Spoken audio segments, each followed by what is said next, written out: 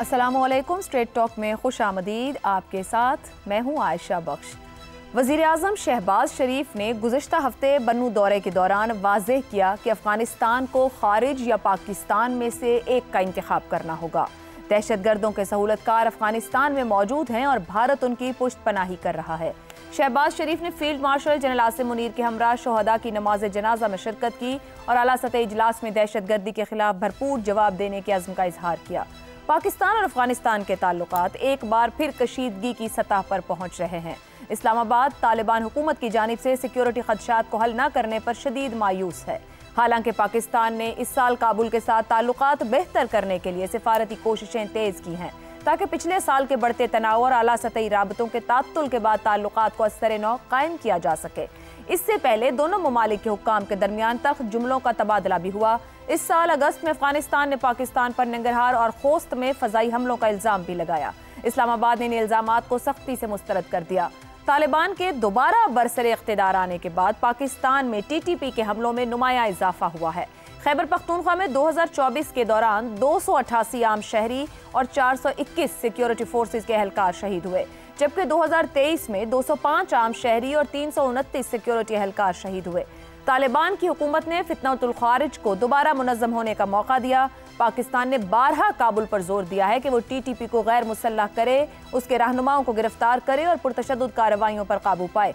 तालिबान ने यकीन दहानियां जरूर करवाई मगर अमली इकदाम ना किया। मार्च 2024 में पाकिस्तान ने पहली बार खुलेआम तस्लीम किया कि उसने अफगानिस्तान में फितना खारिज के ठिकानों पर हमले किए हैं। दिसंबर 2024 में पाकिस्तानी फजाइया ने पक्तिका में TTP के ठिकानों पर हमले किए, जो कि पाकिस्तानी चौकी पर हमले के बाद किए गए, जिसमें 16 एहलकार शहीद हुए थे। इसी दौरान पाकिस्तान ने अफगानिस्तान के साथ तिजारत पर सख्तियां बढ़ाई, गैर कानूनी तौर पर मुकीम अफगान बाशिंदों की मुल्क बदरी शुरू की। अब तकरीबन 12 लाख अफगानी वापस भेजे जा चुके हैं। इस साल पाकिस्तान ने फिर दबाव डालने की पॉलिसी के साथ तालिबान से दोबारा सिफारती राब्ते बहाल किए। तालिबान ने एक बार फिर TTP को रोकने की यकीन दहानी कराई मगर अमली तौर पर कुछ भी ना किया। अप्रैल 2025 में नायब वजीर आजम इसहाक डार के काबुल दौरे के दौरान तिजारत और ट्रांजिट ट्रेड पर पेशरफ्त हुई, लेकिन सिक्योरिटी मामलात पर कोई ठोस नतीजा सामने न आया। इसी तरह से फरीक इजलास जहां पाकिस्तान, अफगानिस्तान, चीन मौजूद थे, वो भी नतीजा खेज न हो सका क्योंकि तालिबान ने मुश्तरका एलामिये में TTP का नाम शामिल करने से इनकार कर दिया था। पाकिस्तान की मायूसी अपनी इंतहा को पहुंच चुकी है। दबाव और सिफारतकारी के इम्तिजाज के बावजूद तालिबान के रवैये में कोई बड़ी तब्दीली नजर नहीं आ रही। ऐसे में बड़ा सवाल यही है कि पाकिस्तान अफगानिस्तान पर दबाव बढ़ाने के लिए दाखिली और खारजा, अमेरिका और चीन को भी शामिल किया जाए, इन तमाम सतह पर क्या इक़दामात उठा सकता है, इसी पर गुफ्तगू करेंगे। पैनल में हमारे साथ हैं हसन निसार, ज़ैगम खान, शहजाद चौधरी और इफ्तिखार अहमद साहब। प्रोग्राम का सवाल आप सभी के लिए, पाकिस्तान या खारिज अफगानिस्तान एक का इंतखाब कर ले। वज़ीर आज़म शहबाज शरीफ, अफगान सरजमीन दहशतगर्दों की आमाजगाह, पाकिस्तान के सब्र का पैमाना लबरेज। क्या वज़ीर आज़म ने तालिबान हुकूमत को आखिरी वार्निंग दे दी? ज़ैगम साहब, एक ही तरह की गुफ्तगू दोनों अतराफ से एक दूसरे के साथ मुस्तकिल की जा रही है जो कि नतीजा खेज नहीं हो पा रही। पाकिस्तान के सब्र का पैमाना लबरेज हो रहा है। इस्लामाबाद ने बहुत मार्जिन दिया है, काबुल वहीं खड़ा है जहां से आगाज किया था। यहां से आगे रास्ता क्या है? देखिए, रास्ता बड़ा वाज़ेह है। एक तो वो जो फैज साहब ने कहा था ना कि थे बड़े बेदर्द लम्हे खत्मे दर्द इश्क के, इतनी बड़ी बेमहर सुबह मेहरबान रातों के बाद। देखिए, अभी तक हम मानने को तैयार नहीं है, हमारा दिल नहीं मान रहा कि ये जो हमारे मुसलमान भाई हैं, मुजाहिद भाई हैं, जो हमारी रोटियां खाते रहे हैं, जो हमें इस्लाम हमसे इस्लाम सीख कर गए हैं, वो उसी तरीके से बिहेव कर रहे हैं जैसे अफगानिस्तान के नस्ल परस्त हुक्मरान कर रहे थे, जैसे कम्युनिस्ट कर रहे थे। कुछ भी नहीं बदला। देखिए, जो रियासतें होती हैं उनकी पॉलिसियों में एक पाथ डिपेंडेंसी होती है। जो पॉलिसियां बन चुकी होती हैं, नई हुकूमतें अक्सर औकात उसी पर चलती हैं। तो जो नए भाई आए हैं इनमें वो सब कुछ मौजूद है जो नस्ल परस्त और कम्युनिस्टों में था। वो तमाम पाकिस्तान दुश्मनी मौजूद है, पाकिस्तान को तोड़ने की ख्वाहिश मौजूद है, और प्लस ये है कि ये हमें काफिर भी साथ में गर्दानते हैं। अब वजीर आजम साहब जो उनसे बार बार कह रहे हैं कि बताओ हमारे साथ हो या नहीं हो, तो जनाब वजीर आजम साहब, क्या मुल्ला हैबतुल्ला साहब आपको एफिडेविट लिख कर दें, बयान हल्फी लिख कर दें कि वो आपके साथ नहीं है, वो टीटीपी के साथ हैं, तो कितनी दफा आपको बताएं? वो दहशत गर्दों की वेव्स आफ्टर वेव्स आपकी तरफ भेज रहे हैं। वो दहशत गर्दों को पनाह गाहें दिए बैठे हैं, ट्रेनिंग सेंटर उनको बना दिए हैं। तो दहशत गर्दों के बड़े सरगने हैं, उनको जेलों से छोड़कर वुज़रा का स्टेटस दिया है, उनको डॉलरों में माहाना मुशाहरे मिलते हैं, उनको असला दिया गया है, पाकिस्तान पर हमला करने के लिए उनको फैसिलिटेट किया जाता है। अब और वो कैसे कह दें कि हम तुम्हारे साथ नहीं हैं, हम टीटीपी के साथ हैं? भाई वो टीटीपी के साथ हैं और पाकिस्तान को इस रियलिटी के साथ एडजस्ट करना है। पाकिस्तान को इस बात को तस्लीम करना है कि अफगानिस्तान एक हॉस्टाइल स्टेट है, बिरादर बिरादर नहीं है। ज़ैगम साहब, कतई कलामी की माजरत, आज तालिबान हुकूमत अपनी जंग लड़ रही है पाकिस्तान के साथ, या किसी की जंग, या किसी के लिए ये जंग लड़ रही है पाकिस्तान के साथ? देखिए, किसी को वो खुद लेकर आते हैं, ज्यादा शौक इनको खुद होता है। जो अफगान हुक्मरान हैं, उनकी जो अपनी नफरत है पाकिस्तान के साथ, जो उन्होंने अपना एजेंडा बना लिया है, जो अपनी थियरीज बना ली हैं, उसके अलावा जो अपने स्टीरियोटाइप्स उन्होंने अपने बारे में बना रखे हैं और जो पाकिस्तान के बारे में बना रखते हैं, वो सबसे पहले हैं। उसके बाद उनको ताउन मिल जाता है उन तमाम से जो खित्ते में गड़बड़ करना चाहते हैं, जो पाकिस्तान के खिलाफ हैं, जो पाकिस्तान को नीचा दिखाना चाहते हैं। ठीक, अगर उनकी अपनी नीयत ठीक नहीं हो तो रॉ क्या कर लेगा? मुझे बताइए, 20 साल तक जब ये सो कॉल्ड जमहूरी हुकूमत थी, जो अमेरिका की पपेट हुकूमत थी, जो कठपुतली हुकूमत थी, ठीक, उसको किस चीज की कमी थी? पाकिस्तान दुश्मनी थी ना कि वो रॉ को लेकर आए थे, अपनी फौज को हिंदुस्तान में ट्रेनिंग करवाने लेकर गए थे। इनकी अपनी दुश्मनी थी ना। पाकिस्तान ने तो दोस्ती का हाथ बढ़ाया था, उन्होंने हिंदुस्तान को लेके पाकिस्तान का घेराव कर लिया। तो पाकिस्तान क्या करे? देखिए, ये पाकिस्तान के लिए डिफाइनिंग मोमेंट है। हमें ये मालूम हो चुका है कि जिस तरीके से पुराने हुक्मरान थे, उसी तरीके से ये इस्लामिस्ट हैं। और हमने क्या करना है? देखें, हमने क्विड प्रो को की पॉलिसी अपनानी है। लेन देन जो तुम करोगे हम वही करेंगे। हमने अब रेंट ऑफर नहीं करनी कि मुफ्त में जो चीजें मिलती रही ये नहीं मिलेंगी। हमने बॉर्डर को लीवरेज करने में, आखिरी सिर्फ एक बात आपको बता दूं, याद दिला दूं, what works what does not work. देखिए, 1961 तक, बल्कि 1963 तक सरदार दाऊद ने तबाही मचा सकी थी पाकिस्तान के साथ। यहां तक कि उसने 61 में बाजोड़ पे हमला कर दिया। 1 साल तक पहले वो पख्तूनिस्तान कर रहा था, 100 तमाशे कर रहा था। पाकिस्तान ने 1961 में बॉर्डर को सील कर दिया, सफीर को वापस बुला दिया, अफगान सफीर को वापस भेज दिया। नतीजा क्या निकला कि 1963 में सदर साहब ने, जो दाऊद का साला था, दाऊद का यानी आप देखिए, उसने वजीर आजम को निकाल बाहर किया और फिर उसके बाद 10 साल तक चैन और मतलब या साथ वालों से लड़ते हैं या खुद से लड़ते हैं। हसन निसार साहब, मैं आपकी जानिब आऊं, जो ज़ैगम साहब ऊपर गुफ्तगू कर रहे थे, कब ये तालिबान तस्लीम कर लेंगे कि पाकिस्तान के खिलाफ वो शाही अफगानिस्तान रहा हो, कौम परस्त अफगानिस्तान, भारत नवाज, रूस नवाज या अमेरिका नवाज अफगानिस्तान रहा हो, साजिशें कभी कामयाब नहीं हो सकी हैं। तो अब तो इतना टूट फूट का शिकार अफगानिस्तान है, जहां राजवाड़े हैं या धड़ों में बटा हुआ है, एक रियासत के तौर पे भी मौजूद नहीं, फिर वो किस तरह की जंग चाह रहा है पाकिस्तान से? यार, आप लोगों का जवाब नहीं। वैसे अब बेसिकली जो ज़ैगम खान साहब ने बात की है, उसके बाद बात करना बनता नहीं। आज मुझे फिर वो कायद-ए-आज़म सानी याद आ गया, नवाज शरीफ, और उसका वो पुराना प्रोपेगेंडा, बोदा, खोखला, बेतुका जाहिलाना नारा, जिसकी तशहीर पे अवाम का करोड़ों रुपया खर्च किया गया। फ्रंट पेज पे इश्तिहार थे, तुमने ढाका दिया, हमने काबुल लिया, ले काबुल चाहे लेंगे। अब पता नहीं कौन लोग हैं। अच्छा, लोगों का पैसा उन पे खर्च करके, प्रोपेगेंडा करके, अपना माइलेज लेके, मिला नहीं मिला मुझे नहीं पता, उन्हें ही मिसलीड किया।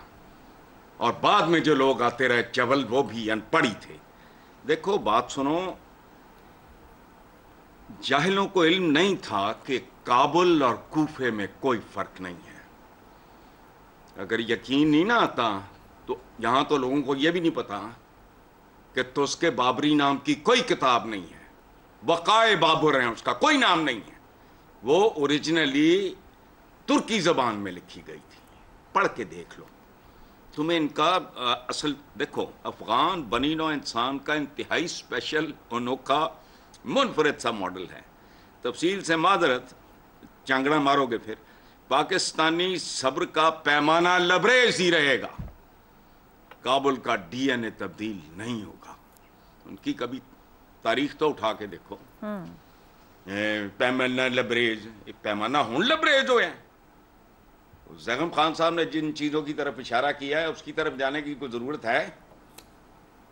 लबरेज जंगा पैमाना है, जिस तरह वो तुंदे जाते है, सारा कुछ पैमाना वड्डा हुंदा जांदा, बस इंज ही लबरेज रहेगा। मुठ रखो। शहजाद चौधरी साहब, पाकिस्तान के पास क्या ऑप्शंस मौजूद हैं और क्या तालिबान हुकूमत पाकिस्तान के सब्र को कमजोरी समझे हुए है? काइनेटिक ऑपरेशंस के ऑप्शंस क्या हैं और कहां तक पाकिस्तान को अब जाने की जरूरत है? अच्छा, ये सवाल आपका ये कि उन्होंने कहा है कि अफगानिस्तान जो है वो इंतखाब कर ले कि वो पाकिस्तान के साथ है या खवारिज के साथ है। मेरे ख्याल में उससे पहले सवाल ये बनता है कि वज़ीर आज़म साहब से आपको अपने आप से पूछना चाहिए या हमें उनसे पूछना चाहिए कि पाकिस्तान ने क्या इंतखाब किया। पाकिस्तान का इंतखाब ज़्यादा अहम है बजाय इसके कि हम अफगानिस्तान के इंतखाब पे कोशिश, यानी जो कुछ आपने अब तक भुगत लिया। ज़ैगम साहब ने बात की वो उसकी फैज़ के शेर की के मेहरबान रातों के बाद, और आप अफगान तारीख जब से पाकिस्तान बना है उससे लेके आज तक आप अफगान तारीख देख लें, उससे पहले की अफगान तारीख देख लें, जो हसन साहब बात कर रहे थे, मुझे नहीं कोई मेहरबान रात मुझे तो नजर नहीं आती। और मैं तो ये कहता हूं कि ये हमारी कुछ बदकिस्मती है कि हमसाए तो इस तरीके के हैं कि हमें मजबूरी है एक दूसरे की, एक रिश्ते में मुंसलिक हैं, लेकिन मुआशके ये कहीं और चलाते हैं। अच्छा, ये मुझे भारत और सीपेक और पाकिस्तान, ये इस किस्म का एक ताल्लुक है जो कि हमें वाज़ेह हो के हमारे साथ। सीपेक रुका हुआ है ना, बिल्कुल मुकम्मल तौर पर रुका हुआ। पिछले 4, 5, 6 साल में मुझे बता दें सीपेक में कोई डेवलपमेंट, क्या वजह है कि सीपेक में काम नहीं हो रहा? कोई शक की बात रह गई है कि अफगानिस्तान का अमल क्या है? ये खवारिज कौन है? ये हमेशा से वो पाकिस्तानी है जिनको पाकिस्तान के अंदर जब तकलीफ कोई हो या ये पाकिस्तान का दुश्मनी करना चाहते हैं या इनको कोई और चीज जाग जाती है तो ये भाग के अफगानिस्तान में जाके पनाह लेते हैं। ये पिछले 78 साल का सबक है। इससे ज्यादा मैं बात नहीं करूंगा। बड़े मोतबर आजकल सियासी लोग जोमा बने फिरते हैं, इनकी तारीख को उठा के देख लें इन लोगों की, ये कहां भाग के जाते थे सब के सब। तो अफगानिस्तान वाकई में एक स्ट्रेटेजिक डेप्थ था, लेकिन और लोगों के लिए, पाकिस्तानी मिलिट्री के कॉन्टेक्स्ट में नहीं। जिन लोगों की स्ट्रेटेजिक डेप्थ रहा है ये उन्हीं की स्ट्रेटेजिक डेप्थ है। बदकिस्मती क्या है, अफगानिस्तान के जो लोग हैं, अफगानिस्तान में लोग नहीं कहता, अफगानिस्तान की जो हुकूमतें हैं, ये पैसा जहां से भी मिले, ये वो लोग हैं जो दुश्मन से भी भत्ता लेते हैं। इन्होंने दुश्मनों से भी भत्ता लिया है, दुश्मनों को कार्रवाई करने दिया लेकिन भत्ता लिया है। ये वो लोग हैं, ये स्मगलिंग करते हैं, ये ड्रग रनिंग करते हैं, ये ह्यूमन ट्रैफिकिंग करते हैं, ये दहशतगर्दी को पालते हैं, ये दहशतगर्दों को ब्लैकमेलिंग के लिए इस्तेमाल करते हैं। पाकिस्तान ब्लैकमेल हो रहा है, इनसे होता आया है। शहजाद साहब, आज क्यों हो रहा है जबकि 2 साल से हम खुद इतना बड़ा नुकसान उठा रहे हैं, सिक्योरिटी फोर्सेस नुकसान उठा रही है और हम बार बार उनको वार्न कर रहे हैं? क्या ऑप्शंस है काइनेटिक ऑपरेशंस के लिए हमारे पास? इसी पे तो मैं रोता हूं कि कब तक हम अपने शहजादों की कुर्बानियां देंगे। समझ क्यों नहीं आती इस बात की? और ये फॉरेन पॉलिसी बाद में आएगी, पहले अपने आप को बचाओ तो सही। अपने जवानों की लाशों को इस तरीके से कब तक उठाते रहोगे? तो शहजाद साहब, हमने मई में भारत को जवाब दिया है, तो हम क्यों नहीं अपनी पावर को यहाँ इस्तेमाल कर सकते? कैसे हमारी सरहद की खिलाफ वर्जी हो? डरते हैं इस चीज से कि 2 फ्रंट सिचुएशन डेवलप हो जाएगी। बेशक भारत की चाल कामयाब है, बेशक उसकी भारत की चाल कामयाब है, लेकिन कहीं ना कहीं पे तो फिर अपने आप को जोर लगाना पड़ता है ना। ये जोर क्या मांगता है? ये थोड़ी सी एफर्ट मांगता है, थोड़ी सी एफर्ट। और ये हम कर चुके हैं पहले, ये नहीं कि हमने किया नहीं, हम कर चुके हैं। करने की जरूरत है, कीजिए, हो जाएगा। 4 महीने लग जाएंगे, अभी आप 3 हफ्ते कह रहे हैं, 6 महीने लग, साल लग जाएगा। मुझे याद है जनरल कियानी ने एक दफा कहा था ज़रब अज़ब से पहले, वो बिफोर ही वाज लीविंग, उसने कहा कि मैंने 3 महीने का प्लान तैयार किया है कि 3 महीने में हम मैंने कहा 3 महीने का नहीं, 3 साल का होगा। वो 3 साल में जाके रहील शरीफ के जमाने में ज़रब अज़ब मुकम्मल हुई। कहने का मतलब है काम करने से हो जाता है। ये बड़ी गंदी जंग है, इस गंदी जंग में गंदा खेलना पड़ता है, लेकिन अपनी टैक्टिक्स, अपनी इंटेलिजेंस और अपने जो मीम्स हैं उनको देखिए, उनको बेहतर कीजिए। और ये जो है ना, जो हम ये पेरिफेरल किस्म की ट्रीटमेंट देते हैं, ये असल जंग है, इसको खत्म कर देंगे जड़ से, उसके बाद जाकर हम जड़ से उठते उठते वक्त लगता है। लेकिन फिलहाल अगले चंद साल के लिए खामोशी ले आए ताकि हम ध्यान बाकी चीजों की तरफ दे सकें, वरना हम 2 ही 3 4 हिस्सों में बटे रहेंगे। 3 4 हिस्सों में बटने का टाइम खत्म हो चुका। फोकस एक जगह रखें, इसको एलिमिनेट करें, फिर बाकी देख लेंगे कि बाकी मामला क्या आते हैं। इतनी दूर दूर जाके इसराइल से जंग करने की जरूरत नहीं है। अपने घर में जो जंग है पहले इसको खत्म कीजिए। इफ्तिखार साहब, अफगानिस्तान का पूरा एक माजी है जो ऊपर भी बात होगी। भारत के आशीर्वाद पर परवान चढ़ने वाले जो तालिबान अफगानिस्तान में खुलेआम घूम रहे हैं, तालिबान हुकूमत चाइना, रशिया, इनकी बात को भी नहीं समझ पा रहे मगर भारत के गंदे खेल का हिस्सा बन रहे हैं। आखिर ऐसा क्यों है? बहुत अच्छा जवाब है शहजाद साहब का। पहले पाकिस्तान तो ये तय कर ले कि पाकिस्तान चाहता क्या है। ये फैसला तो पाकिस्तान ने करना ना। किसी ने पाकिस्तान को रोका हुआ है कि उनका पीछा ना करे और उनको जाके उनके घर के अंदर ना मार के आए? किसने रोका हुआ है? सर, गुदे हुए रिश्ते, दुनिया कौन से गुदे हुए रिश्ते, कौन से गुदे हुए रिश्ते साइड से बात करें और वहां मैं सब इररिलेवेंट चीजें हैं। ये ऊपर बहुत अच्छे तरीके से आपको समझाने की कोशिश की गई कि ये जो इस्लाम की बात करते हैं, मुसलमानों की बात करते हैं, ये करते हैं, सब दिखावे की बात है, बिल्कुल गलत है। अगर वो दुश्मनी पर है तो दुश्मन को हमने फेस करना है, पीछा करो, मारो और जितनी ताकत इस्तेमाल कर सकते हो इस्तेमाल करो। मैं तो इस हद तक कहता रहा हूँ कि भला आप अपने मुल्क का जो तरक्याती बजट है उसको 1-2 साल के लिए उसमें जितनी भी कटौती कर सकते हो करके, ड्रोन खरीदो, असला खरीदो, फौज बनाओ, सेमी फौज बनाओ, नौजवानों को तरबियत दो, आवाम को तरबियत दो, उनको बंदूक दो, उनको हथियार दो, उनको कहो कि बाढ़ के उधर से जो आता है उसको मार दो, ख़त्म। मैं ये सवाल करने के पाकिस्तान ये खवारिज, फैसला पाकिस्तान ने करना है, खवारिज ने तो फैसला कर लिया हुआ है। क्या आप चाहते क्या हैं? आप कहते हैं खवारिज आ जाए, अटक तक आ जाए, तो आपकी मर्जी है, चॉइस हमारी है। मगर फौज हमारे पास है। पख्तूनख्वा में एक हुकूमत है जो और बात कर रही है। वो कल गंडापुर को कह रहे थे, बचकजई साहब को कह रहे हैं कि वफ्त लेके जाएं वहां बात मुझे नहीं पता कौन गंडापुर और कौन अचकजई और कौन वली खान। मैं एक सिंपल बात जानता हूँ, मैं नहीं मानता। मैं इस सवाल का जवाब मांगता हूँ जो शहजाद साहब ने कहा कि हम कब तक अपने नौजवानों की लाशें उठाते रहेंगे, कब तक फील्ड मार्शल और प्राइम मिनिस्टर जिनाजों को कंधे देते रहेंगे। सर, उन मिलिट्री फैसलों के लिए पॉलिटिकल सपोर्ट चाहिए होता है पीछे। कौन खिलाफ है? कौन अफगानिस्तान की हिमायत कर रहा है पाकिस्तान में बैठ के? नाम लो उसका, नाम लो उसका। खारियों का हामी कौन है पाकिस्तान में? नाम लो उनका, मुझे बताओ कौन है। जरूरत करे कोई? मैं अपने पाकिस्तान के डिफेंस की बात कर रहा हूँ, अपने डिफेंस की बात करता हूँ, मैं अपने बॉर्डर को प्रोटेक्ट करने की बात करता हूँ, मैं अपने फौजियों को प्रोटेक्ट करने की बात करता हूँ। इमरान खान साहब का सोशल मीडिया कोई इमरान खान जमात की हुकूमत है खैबर पख्तूनख्वा में, जिनकी ये सारी इररिलेवेंट बातें हैं किसी एक पॉलिटिकल पार्टी की खातिर पाकिस्तान को दांव पे लगाना। अब तक फैसला नहीं कर पा रही ना, 3 साल हो गए, यही तो बात कर रहे, फिर फैसला क्यों नहीं कर सके? मैं आपका सवाल का जवाब लेना है, यहाँ पे कोई और कहानी शुरू करनी है? आपका सवाल है कि पाकिस्तान या खवारिज, मेरा जवाब है पाकिस्तान। वजीर आजम ने सवाल किया है उनसे, तो मैं जवाब दे रहा हूँ ना। मिस्टर वजीर आजम, पाकिस्तान को फैसला करना है कि इन खारिजियों का पीछा करने के लिए अगर अफगानिस्तान के अंदर तक घुसना पड़ता है तो घुसेंगे। ये मजाक नहीं है, एक रियासत है। इन्होंने, आप लोगों ने मजाक बना लिया है कि कौन फैसला करेगा। फैसला हमने करना है। We respect them if they respect us. वो हमारी इज्जत नहीं कर रहे, वो हमारे बॉर्डर को क्रॉस कर रहे हैं, हमारे नौजवानों की रोज लाशें दे रहे हैं, तो बदले में हम अंदर तक उनका पीछा करेंगे जहां तक वो जा सकते हैं, जहां वो घुस के बैठे हुए हैं। खास उनकी हमायत इंडिया कर रहा है या इंडिया का बाप कर रहा है। ठीक हो गया, कोई जवाब नहीं है कि ये हो जाएगा और वो हो जाएगा। दुरुस्त। एक ब्रेक ले लेते हैं, बसाएंगे तो बात करेंगे गुज़िश्ता रोज के अरब इस्लामी सरबराही इजलास एलामिया की, कितना प्रैक्टिकल है और कितना रस्मी सा दे दिया गया है हमेशा की तरह। इस ब्रेक के बाद प्रोग्राम में एक बार फिर खुश आमदीद। कतर के दारुल हुकूमत दोहा में खलीज ताउन काउंसिल और अरब इस्लामी सरबराही इजलास मुनक़िद हुआ।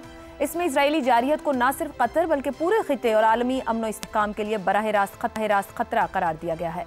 इजलास में शरीक रहनुमाओं ने वाज़ेह किया कि इजराइल ने तमाम रेड लाइन्स अबूर कर ली हैं। फ़लस्तीनी अवाम के खिलाफ उसके मज़ालिम इंसानियत के खिलाफ बदतरीन जराइम हैं और इन पर अब खामोशी तबाही को दावत देने के मुतरादिफ है। अमीर कतर शेख तमीम बिन हमद अल थानी ने कहा कि ग्रेटर इजराइल का एजेंडा आलमी अमन के लिए शदीद खतरा है। इजरायली जारहियत का मकसद न सिर्फ गजा में जारी मुज़ाकरात को सबोताश करना है बल्कि पूरे खिते को अदम इस्तेहकाम का शिकार बनाना है। वज़ीर आज़म पाकिस्तान शहबाज शरीफ ने इजरायली रुकनियत मुअत्तल करने की तजवीज़ की हिमायत करते हुए कहा कि इजरायली तौसी मंसूबों को रोकने के लिए एक टास्क फोर्स कायम की जाए और जंगी जराइम पर इजराइल को आलमी अदालत में लाया जाए। ईरान, तुर्की, मिस्र, उर्दन, इराक और दीगर मुस्लिम ममालिक के सरबराहान ने भी दो टोक अल्फाज में इजरायली हमलों की मजम्मत की और कहा कि सिर्फ फ़लस्तीन नहीं बल्कि तमाम मुस्लिम दुनिया की सलामती के लिए खतरा है। इजलास के मुश्तरका एलामिया में कहा गया है कि इजराइल के खिलाफ सिफारती और माशी ताल्लुकात पर नजरसानी की जाए, जंगी जराइम पर आलमी सतह पर मुकदमात दायर किए जाएँ और अक़वाम मुत्तहिदा में उसकी रुकनियत मुअत्तल करने के लिए मुश्तरका कोशिशें की जाएँ। एलामिया में फौरी जंग बंदी, इंसानी इमदाद की फराहमी, इजरायली फौज के इनखला और फ़लस्तीनी हुकूमत को गाजा में बाइख्तियार बनाने पर जोर दिया गया है।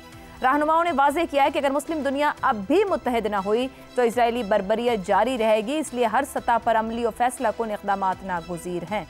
इसी पर गुफ्तगू करेंगे। सवाल इस तरह से, इजराइल के खिलाफ सिफारती, माशी ताल्लुकात, जंगी जराइम पर मुकदमात, अक़वाम मुत्तहिदा रुकनियत मुअत्तल करने के लिए मुश्तरका कोशिशें, गजा में फौरी जंग बंदी, अरब इस्लामी सरबराही इजलास एलामिया, कितना अमली कितना रस्मी।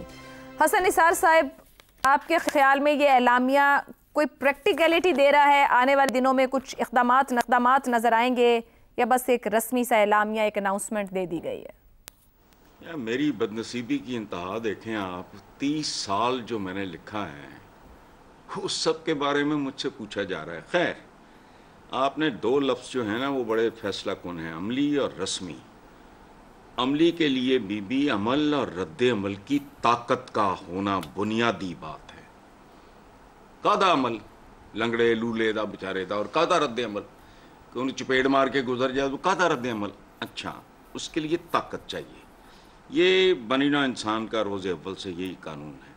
अच्छा, अब बात समझ में ना आए तो जहरीली तरीन ground realities, global ground realities, उनकी तरफ देख लें। और एक बात याद रखें, सुख में रहें, ये सिर्फ रस्मी चलेगा जो लोग, जो कौमें दुनिया के खदो खाल और नए नक्श बनाते हैं, दुनिया पर मर्जी भी उन्हीं की चलती है। ऑटोमन्स वगैरह का जमाना देख लो, 3 कॉन्टिनेंट्स पे हुकूमत, क्यों? तनु सुरखाबे पर लग गई सी? नहीं, आप हर एतबार से सुपीरियर थे, ठीक। अच्छा, बाकी सारे शामिल बाजा और जुमे जांजनाल, दुनिया ग्लोबल विलेज हो भी तो याद रखना, गांव में मुखिया भी होता है, चौधरी भी होता है और कम्मी भी होते हैं। सो ये रस्मी रहेगा, इस पे तो पूछने सोचने की भी जरूरत नहीं। आलम इस्लाम की कंट्रीब्यूशन आज की दुनिया में जीरो भी नहीं है, जीरो। एक चीज बताओ तो क्या इनका ठीक हो गया। शहनाज चौधरी साहब, ये एक इमरजेंसी के अंदर इजलास हुए, यहाँ पे सरबराहान ने शिरकत की, मुस्लिम मुल्कों की शिरकत रही, टास्क फोर्स कायम की जाए इजरायली तौसी मंसूबों को रोकने के लिए, पाकिस्तान की तजवीज़ है इसके अंदर। आपके ख्याल में कितनी काबिल अमल है? अरब मारूजी हालात के अंदर मुमकिन है, नहीं है? क्या इससे ज़्यादा मौसर बयानिया भी पेश किया जा सकता था? एलामिया क्या करता है? देखिए, एलामिया में कुछ चंद चीज़ें उसकी बात कर लेते हैं। एक, उन्होंने ये कहा कि अमेरिका से कहेंगे कि इसराइल को रोके। ये 58 मुल्क, आपकी दुनिया के, इस दुनिया के जो मुसलमान ममालिक हैं, ये 57 है या 58 है, इन्होंने मिलकर फैसला किया कि हम अमेरिका से बोलेंगे कि इसको रोका जाए। पहली बात तो ये हो गई। तो ये भी वाज़ेह हो गया कि ये खुद नहीं कुछ कर सकते, इसको उनको अमेरिका से ही कहना पड़ेगा। टास्क फोर्स हो या मिलिट्री फोर्स हो या कंबाइंड फोर्स हो, वो तो ऑलरेडी आज से कुछ साल पहले इस्टेब्लिश की गई थी, गालिबन कोई 9-10 साल हो गए अब, और उसकी एक लीडरशिप भी तय कर दी गई थी। क्या हुआ उसका, इसमें जाने की जरूरत नहीं है, सबके सामने है। इसकी मेंबरशिप खत्म कर दी जाए यूनाइटेड नेशंस से। पहली बात है भाई, आप रेकमेंड कर दें वो जो वो बैठे हुए हैं वहाँ पे परमानेंट 5P5, उसमें से एक वीटो आएगा, बात आपकी वहीं पे वहीं रुक जाएगी और आपको पता है कि ये वीटो हो गई होगा। वैसे अगर हो भी जाए, अगर हो भी जाए तो याद रखें कि ताइवान भी यूनाइटेड नेशंस का मेंबर नहीं है। और अगर नहीं है तो ताइवान के बारे में थोड़ी सी तहकीक करके देख लें कि वो मुल्क कहाँ बैठा हुआ है यूनाइटेड नेशंस का मेंबर ना होने के बावजूद। उसके बगैर दुनिया का निज़ाम आपकी AI और टेक्नोलॉजी का नहीं चल पाता। ये वो मुल्क है, सिर्फ ताइवान की बात कर रहा हूँ। दूसरी बात, सिर्फ 3 तरीके हैं इसराइल को रोकने के लिए, या 4 कह लीजिए। एक तो ये कि इसराइल पहले खुद ही रुक जाए, शायद कभी उनके यहाँ कोई अंदरूनी तौर पर कोई चीज़ आए जिससे कि नेतन्याहू तब्दील हो, कुल्लो तब सोच तब्दील हो। तब्दील होगी नहीं, क्योंकि वो पूरी एक ज़ायनिस्ट सोच का ये अंसर है, इसलिए ये चीज़ तब्दील होने वाली नहीं है। एक बात तो ये होगी। दूसरी बात, अरब ममालिक मिलके कैसे मिलके कर सकते हैं? इन सब के जो अपने इन्वेस्टमेंट्स हैं वो अमेरिका के अंदर हैं, वेस्ट के अंदर हैं, सब के सब। इनके घोड़े, इनके स्टेबल्स, इनके महल, इनके होटल्स, इनके आखिर तमाम चीज़ें यहाँ पे हैं। तो ये कैसे इनको कह सकते हैं कि जी आप या मिलके इनके खिलाफ लड़ सकते हैं जहाँ पे इनके इंटरेस्ट हैं? पॉसिबल ही नहीं है। दूसरी पॉसिबिलिटी ये है कि अमेरिका और UN कुछ कर लें। UN का ना होना आज के माहौल के अंदर एक बिल्कुल ही जैसे कहते हैं ना कि एनोडाइन, इनकॉम्पिटेंट किस्म की, एक बिल्कुल एक सिर्फ नाम की एक रह गई है। इसका बहुत खतरनाक बात है। वर्ल्ड वॉर 1 के बाद, लीग ऑफ नेशंस के बाद ये हाल हुआ था, पहली जंग अजीम के बाद, और उसके बाद दूसरी जंग अजीम फौरन आ गई थी। तो ये आजकल मवाजना ये कि बहुत से लोग ये कर रहे हैं, बहुत खतरनाक माहौल है। अमेरिका, हमें पता है कि वो जो इसराइल बोलेगा उसके साथ चलेगा। तीसरी बात, चीन और रूस का क्या रोल है इसके अंदर? क्या वो कुछ मिलके, वो शायद उनमें कुछ जान पड़े तो अगर कुछ कर सकते हैं गजा के लिए, लेकिन वो क्यों करेंगे? चीन का सबसे बड़ा ट्रेडिंग पार्टनर अमेरिका है। चीन की इन्वेस्टमेंट सबसे ज्यादा अमेरिका में है। वो कैसे अमेरिका के खिलाफ कुछ इकदाम कर सकता है? वैसे हमारे सदर 10 रोजा दौरे पे चीन गए हुए हैं आजकल। उम्मीद है कि वहां बैठ के वो चाइनीज लीडरशिप के साथ इसके बारे में, यानी गजा और इसराइल के बारे में जरूर कोई ऐसा प्लान वहां पे उनके साथ मिलकर तय करेंगे जिससे कि शायद इस्लामी और जो इस्लामी मुल्क हैं और पाकिस्तानी मुस्लिम ब्रदरहुड है, उम्मा वाली जो है, उसके साथ उसका शायद कोई भला हो जाएगा, गजा का कुछ भला हो जाएगा। ना हुआ तो this would be another opportunity lost. ठीक हो गया शहजाद साहब। एक ब्रेक से वापस आएंगे तो ज़ैगम साहब और इफ्तिखार साहब की राय आपके सामने रखेंगे। प्रोग्राम के आखिरी हिस्से में एक बार फिर खुश आमदीद। ज़ैगम साहब, ये जो एलामिया जारी किया गया है, क्या मज़ीद सिफारती और माशी ऑप्शंस नहीं लिए जाने चाहिए थे? पुरअमन ऑप्शंस इस्तेमाल किए जा सकते हैं? अरब अकॉर्ड की बात कर ली जाए, अब्राहम अकॉर्ड की बात कर ली जाए, या फिर जो अरब ममालिक के इसराइल के साथ मुआहदे और माशी मुआहदे मौजूद हैं उसके जरिए ज़्यादा सख्त पैगाम दिया जा सकता था? दिया जा सकता था। सैंक्शंस लगाई जा सकती थी कि हम ट्रेड नहीं करेंगे।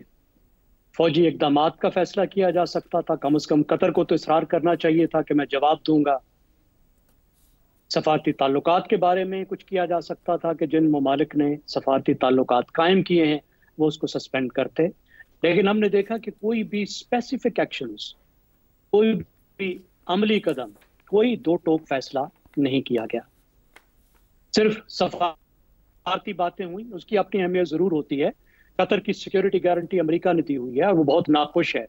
इस कॉन्फ्रेंस के जरिए उसने ज़रूर पैगाम दिया है अमेरिका को, मगरब को, दोस्तों को, दुश्मनों को, कि मैं अकेला नहीं हूँ। फ़लस्तीन को सफारती मदद का, अखलाकी मदद का ज़रूर पैगाम मिला है, लेकिन उनको तो अमली मदद की ज़रूरत है। किसी तरह की अमली मदद की तो कोई बात नहीं की गई। तो कोई फ़र्क इस वजह से नहीं पड़ेगा फ़लस्तीनियों को कि इसराइल के पीछे अमेरिका खड़ा है, इसराइल के पीछे पूरा मगरिब खड़ा है, और जो अमेरिका की मिडल ईस्ट की पॉलिसी है वो तो इसराइल के हाथ में है। इसराइल उसको डिफाइन करता है। और जो मुसलमान मुल्क हैं, जो उम्मा है, वो तो बेसिकली मजहब उनका इकट्ठे है ना, सियासी मफादात तो इकट्ठे नहीं है। कौमी मफादात तो अलग अलग हैं, इस वजह से सब अलग अलग है। एक दूसरे से उन्हें ज्यादा खतरा है और इसराइल से कम खतरा है। और इन सब का अपना कसूर है कि उन्होंने एक दूसरे को किस तरह के खतरे में डाला है जो अपने उनके ख्याल में कौमी मफादात थे। मेरे ख्याल है फ़लस्तीनियों को भी सोचने की ज़रूरत है कि वो खुद अंदर से कैसे तकसीम है। उन्हें समझने की ज़रूरत है कि जब मुसलमानों पे बड़े बड़े तहजीबी मुश्किलात आई थी तो वो कैसे बचे थे। बर्र सगीर के मुसलमानों ने कैसे अपने आप को बचाया था। जब मंगोल मुसलमानों पे काबिज हो गए तो मुसलमानों ने कैसे बचाया था। यहाँ आप हालत देखिए कि हमास के चंद दर्जन, चंद सौ जंगजू, उन्होंने इस कत्लेआम को जंग बनाया हुआ है। सिर्फ हमास और इसराइल है जो कहते हैं कि जंग हो रही है।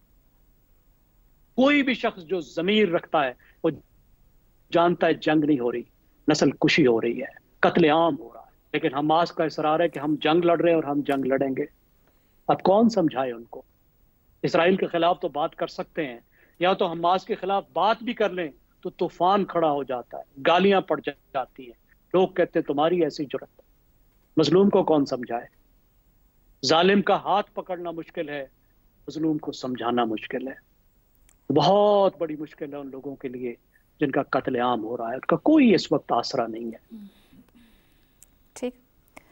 इफ्तिखार साहब, जो कल इकट्ठ हुआ दोहा के अंदर और ये एलामिया जारी किया गया अज़ली जारे इजराइल के खिलाफ, इसकी कितनी अहमियत है? कोई अमली हैसियत बन पाएगी, नहीं बन पाएगी? कतर के साथ अमेरिका एक डिफेंस डील कर रहा है, कतर को मुतमईन कर देगा, बाकी मामला जूं का तूं रहेगा, जैसे आज तक OIC के प्लेटफॉर्म से भी एलामिया जारी किए जाते रहे, कोई मकसद हल नहीं होगा।